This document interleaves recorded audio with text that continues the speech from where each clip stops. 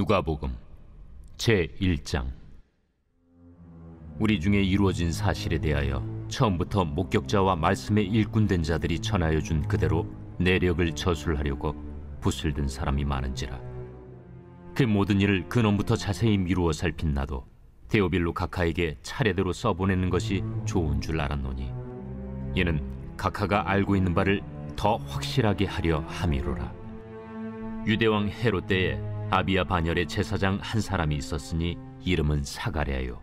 그의 아내는 아론의 자손이니 이름은 엘리사벳이라. 이 두 사람이 하나님 앞에 의인이니 주의 모든 계명과 규례대로 흠이 없이 행하더라. 엘리사벳이 잉태를 못하므로 그들에게 자식이 없고 두 사람의 나이가 많더라. 마침 사가랴가 그 반열의 차례대로 하나님 앞에서 제사장의 직무를 행할세 제사장의 전례를 따라 제비를 뽑아 주의 성전에 들어가 분향하고, 모든 백성은 그 분향하는 시간에 밖에서 기도하더니 주의 사자가 그에게 나타나 향단 우편에 선지라. 사가랴가 보고 놀라며 무서워하니 천사가 그에게 이르되, 사가랴여, 무서워하지 말라.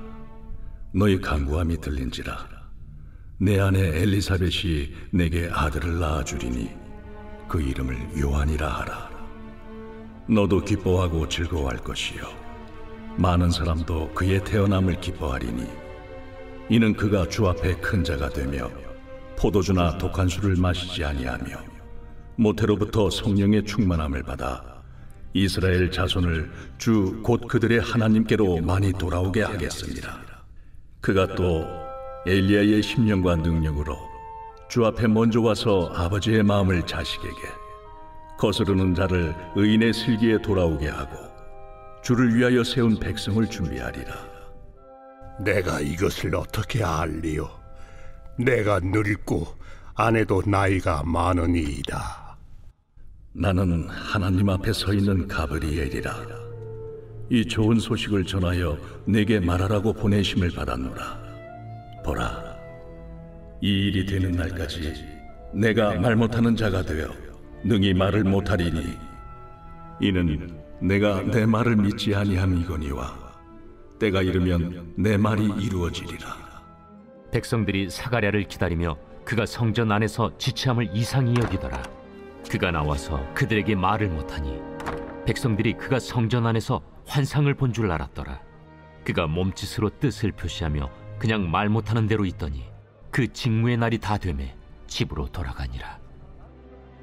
이후에 그의 아내 엘리사벳이 잉태하고 5달 동안 숨어 있으며 이르되, 주께서 나를 돌보시는 날에 사람들 앞에서 내 부끄러움을 없게 하시려고 이렇게 행하심이라.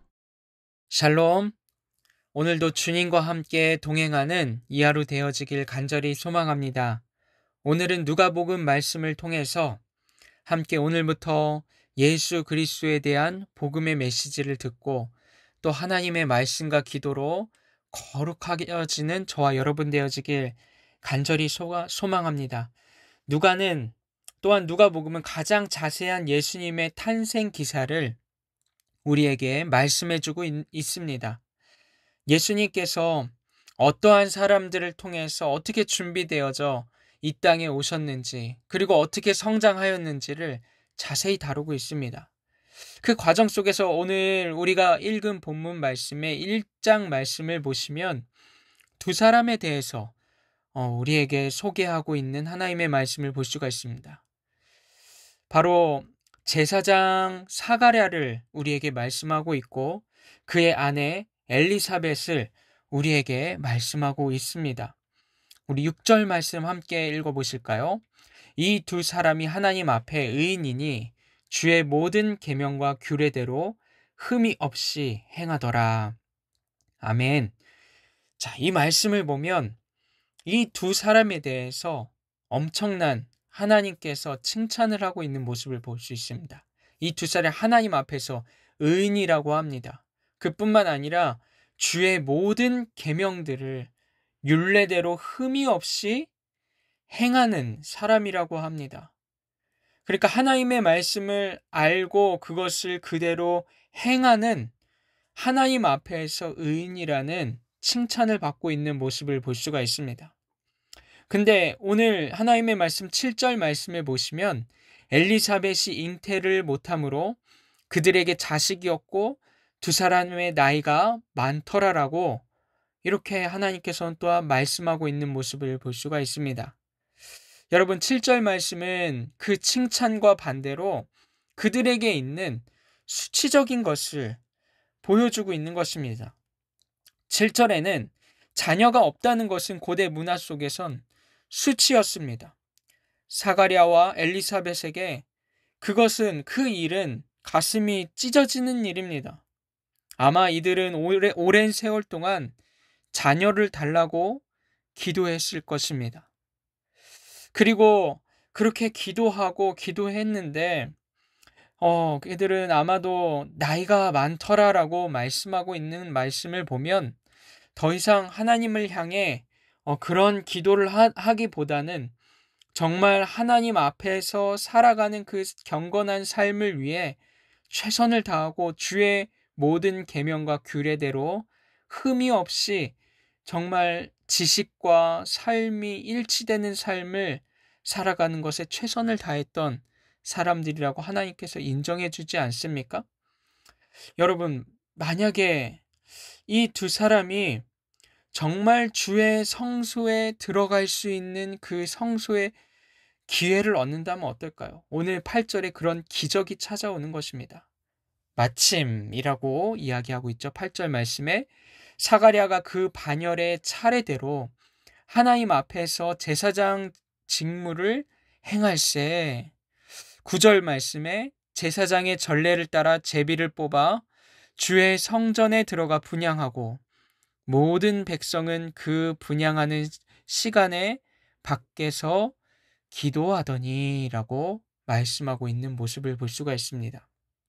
우리는 이 말씀을 그냥 지나칠 수 있지만 여러분 그 당시에 제사장들이 많이 있었습니다. 그래서 너무나도 사람들이 많았기 때문에 당시에 제사장은 약 2만 명일 거라는 추정을 합니다. 그래서 한꺼번에 성전에서 일하기 너무 많은 인원이 아닙니까?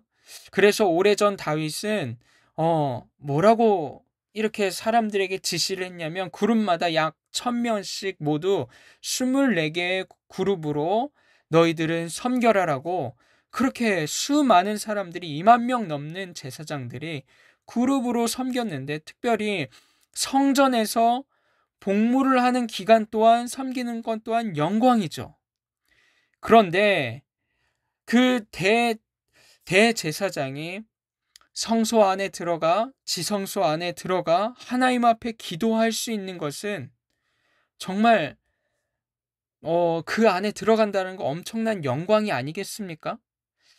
근데 마침 그 반열대로 차례대로 하나님 앞에서 제사장 직무를 행하며 또한 제비를 뽑아 주의 성전에 들어가 기도할 수 있는 하나님께서 그 제사장 사가랴에게 기회를 주신 것입니다. 사랑하는 성도 여러분, 정말 수많은 2만 명 중에 한 명이 뽑힐 가능성이 너무나 적지 않습니까? 그런데 성소에 들어가서 모든 백성을 대표하여서 그리고 본인의 마음을 하나님께 쏟아 놓을 수 있는 기도의 자리 가운데 나아갔던 것입니다. 여러분, 이러한 기도의 시간, 이러한 기회를 얻는다면 여러분 어떤 기도를 올려드리겠습니까? 아마도 인간적인 마음에 사가랴 이 부부는 이때다. 하나님께서 주신 이 기회에 우리의 간절한 소망을 이야기해보자. 우리가 나이가 많더라도 하나님 앞에 하나님 우리가 아이가 없어서 하나님 수치를 당하며 삶을 살아가고 있는데 우리에게 아이를 주시옵소서 그렇게 기도했을까요? 아닙니다. 여러분 그렇게 기도를 하지 않았다고 하나님의 말씀 우리에게 증거하고 있는 모습이 뭐냐면 우리 사가랴가 주의 천사를 만나게 됩니다. 11절 말씀 보면 주의 사자가 그에게 나타나 향단 우편에 선지라 라고 말씀하고 있죠. 사가랴가 보고 놀라며 무서워하니 천사가 그에게 이르되 사가랴여 무서워하지 말라. 너의 간구함이 들린지라라고 말씀하고 있습니다. 그리고 뭐라고 말씀하냐면 내 아내 엘리사벳이 내게 아들을 낳아주리니 그 이름을 요한이라 하라 라고 말씀하고 있는 것이죠. 우리가 이 말씀만을 보기에 사가랴는 아이를 원했기 때문에 자녀에 대한 기도를 하여서 그 자녀에 대한 응답을 받았구나 이렇게 생각할 수가 있습니다. 그러나 하나님의 말씀은 왜 주의 사자가 그에게 나타나 하나님의 말씀에 대한 응답을 주셨다고 그렇게 말씀을 하고 있을까요? 사가랴가 하나님 앞에서 의인이며 모든 계명과 규례에 흠이 없이 행하는 그 사가랴가 어떤 마음이길래 하나님께서 그 제비를 뽑아 그 주의 성전의 대표로 세웠을까요? 바로 요한을 낳는 이유는 그 모태에서부터 성령의 충만함을 입은 세례 요한을 하나님께서 예비하시는 이유는 뭐냐면 그의 간절한 기도의 제목은 바로 하나님의 그리스도가 나의 때에 그리스도를 보게 하여 주시옵소서. 하나님 그리스도를 통하여 이 백성, 우리 죄 많은 이 백성들을 구원하여 주실 구원자를 보내주시옵소서. 그러한 기도를 가지고 하나님 앞에 기도를 했더니 그에게 덤으로 사가랴에게 더 이상 나이가 많아 모든 것을 포기한 그 부부에게 찾아오셔서 잉태하게 하시고 덤으로 그들의 수치를 씻겨주시며 또한 하나님의 역사 가운데 가장 영광스러운 그리스도를 예비하는 세례 요한을 잉태하게 된 것입니다. 사랑하는 성도 여러분, 우리 하나님의 말씀에 그 말씀 있지 않습니까? 먼저 그의 나라와 그의 의를 구하라. 그리하면 너희 우리의 모든 것을 더하시리라 말씀하시지 않습니까?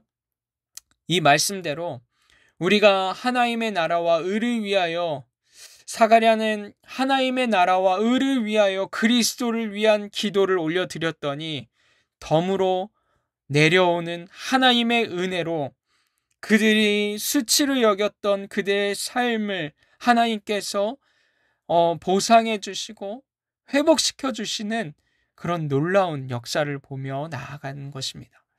사랑하는 성도 여러분, 오늘 하루 정말 기도할 때 기도하고 싶은 기도 제목이 많지 않습니까? 우리가 원하는 간절함이 많지 않습니까?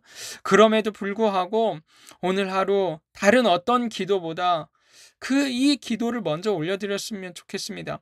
하나님, 우리가 하나님의 나라와 의를 먼저 구하며 나아갑니다. 하나님, 그러기에 나의 모든 필요를 하나님 채우시고 인도하실 주님을 믿습니다. 그렇기 때문에 하나님의 나라가 이 땅 가운데 이루어지며 하나님의 뜻이 아버지 하나님 이 땅 가운데 이루어지며 하나님의 아버지 하나님 이름이 거룩히 여김을 받는 이 나라와 이 민족, 하나님 주의 나라가 이루어지는, 주의 뜻이 이루어지는 오늘 하루 되어질 수 있도록 인도하여 주시옵소서. 그렇게 우리가 기도하며 나아갈 때에 하나님께서 덤으로 때로는 우리에게 우리의 필요를 채우시며 우리의 모든 것을 더하시며 나아가는 우리 하나님이신 줄 믿습니다. 그 믿는 믿음으로 먼저 그의 나라와 의를 구하며 기도하며 나아가 덤으로 우리에게 주시는 은혜를 또한 찬송하며 나아가는 저와 여러분 되어지길 간절히 소망합니다. 함께 기도하겠습니다.